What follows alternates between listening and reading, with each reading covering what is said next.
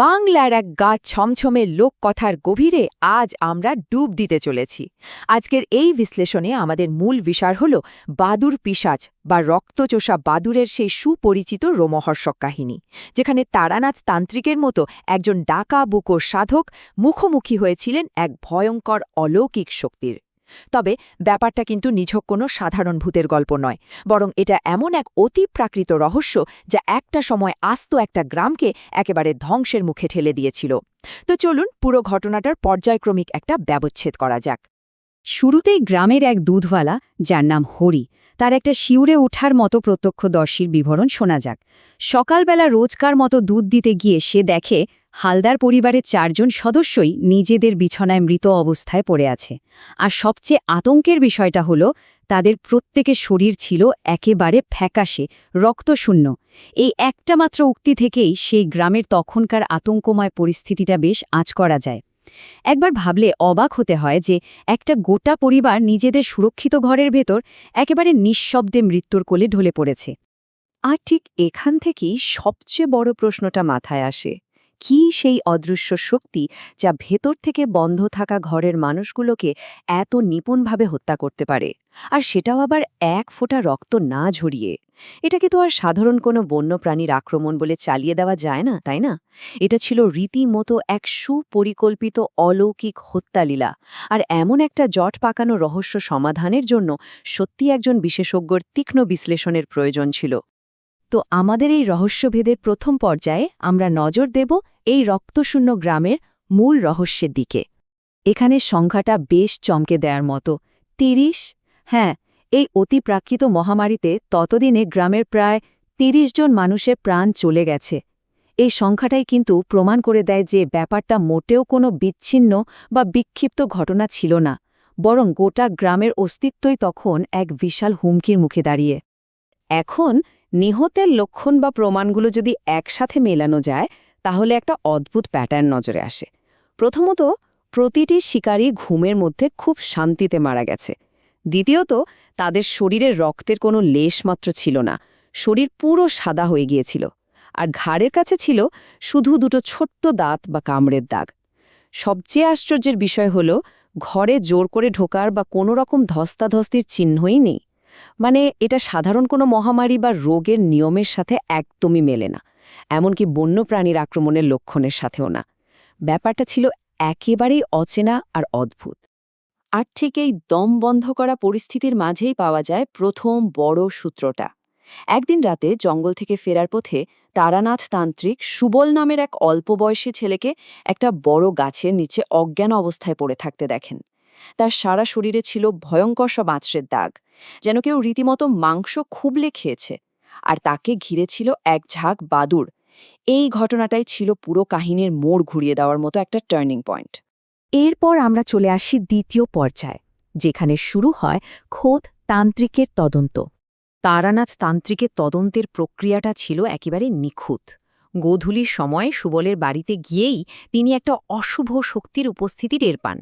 এরপর রাতের বেলা সোজা শ্মশানে গিয়ে একটা যজ্ঞের আয়োজন করেন, আর ঠিক মাঝরাতে গ্রামের মোড়লের ঘরে গিয়ে চুপচাপ অপেক্ষা করতে থাকেন। মানে তিনি আসলে এই সত্যাটিকে বাইরে বের করে এনে তার চালচলন পর্যবেক্ষণ করার জন্য একটা দারুণ ফাঁদ পেতেছিলেন। শ্মশানের যজ্ঞ চলাকালীন ঘটে যায় এক চাঞ্চল্যকর ঘটনা। হঠাৎ করে এক ঝাঁক বাদুড় উড়ে এসে ইট আর কাঠের টুকরো ফেলে পুরো যজ্ঞ পণ্ড করে দেয়। শুধু তাই নয়, তারা সরাসরি গ্রামের মোড়লকে আক্রমণ করে বসে। এই ঘটনা থেকে তারানাথ একটা খুব গুরুত্বপূর্ণ সিদ্ধান্তে আসেন। তিনি বুঝতে পারেন এই অলৌকিক শক্তিটা বেশ বুদ্ধিমান এবং চরম প্রতিহিংসাপরায়ণ। সে কিন্তু এলোপাথারি আক্রমণ করছে না, বরং বেছে বেছে গ্রামের প্রধানকেই লক্ষ্যবস্তু বানিয়েছে। এবার আসা যাক তৃতীয় পর্যায়ে। এখানেই উন্মোচিত হয় সবচেয়ে চমকপ্রদ সত্যটা। এখানকার সবচেয়ে আকর্ষণীয় বিষয়টা হল 2টো সম্পূর্ণ বিপরীত সত্তার সংঘাত। একদিকে রয়েছে সুবল, অত্যন্ত নিরীহ গরিব এক গ্রাম্য ছেলে, যে কিনা শুধু মধু সংগ্রহ করে দিন কাটায়। সে একেবারেই এই ঘটনার একজন নির্দোষ শিকার। আর অন্যদিকে রয়েছে সেই পিশাচ, এক রক্তপিপাসু রূপ পরিবর্তনকারী দানব, যে মানুষের শরীরে ভর করে। বাংলার লোককথায় এভাবেই মানুষের ভেতরে নিরীহ দিক এবং তাকে গ্রাস করে নেওয়া অশুভ শক্তির একটা দারুণ বৈপরীত্য দেখানো হয়।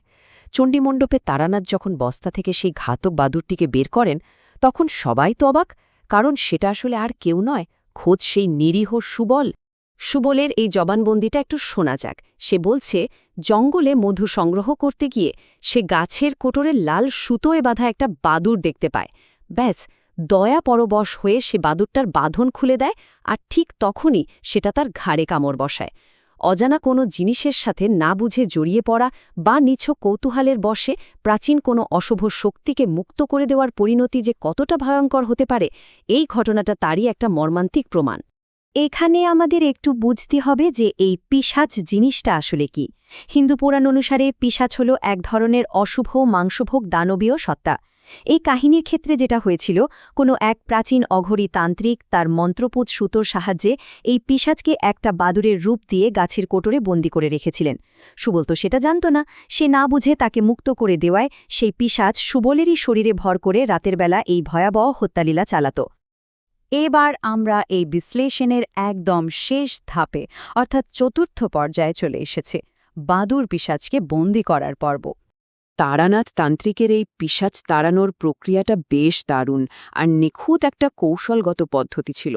প্রথমে মা কালীর মন্ত্র উচ্চারণ করা, তারপর সুবলের শরীর থেকে পিশাচটিকে কালো ধোঁয়ার কুণ্ডলী হিসেবে বের করে আনা। এরপর সেই ধোঁয়াকে একটা মাটির হাঁড়িতে লাল শালু কাপড় দিয়ে শক্ত করে বেঁধে ফেলা, আর সবশেষে সেই হাঁড়িটা গ্রামের একটা পুরনো গভীর কুঁয়োর ভেতর ফেলে চিরতরে সিল করে দেওয়া। পুরো প্রক্রিয়াটা শুনলে মনে হয় যেন একটা নিখুঁত বৈজ্ঞানিক এক্সপেরিমেন্ট চলছে।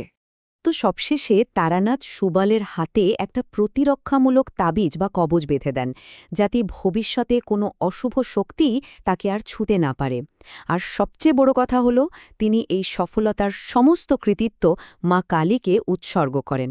বাংলার লোককথায় ঠিক এইভাবেই দৈব হস্তক্ষেপ এবং আধ্যাত্মিক বিশ্বাসের মাধ্যমে সমাজের শান্তি ও শৃঙ্খলা ফিরিয়ে আনার বিষয়টা বারবার উঠে আসে। আলোচনার শেষে একটা বিষয় ভাবার মতো, এই বাদুর পেশাচের মতো লোককথাগুলো কি সত্যি কেবলই ভয় দেখানোর গল্প, নাকি ইতিহাস ঘাটলে অন্য কিছু পাওয়া যায়? অতীতে গ্রামীণ সমাজ যখন কোনো অজানা মহামারী বা ভাইরাসের কারণে একের পর এক মৃত্যুর সম্মুখীন হতো, তখন সেই অব্যাখ্যাত পরিস্থিতিকে মেনে নেওয়ার জন্য বা সামলানোর জন্য এটাই কি তাদের এক ধরনের মনস্তাত্ত্বিক উপায় বা কোপিং মেকানিজম ছিল?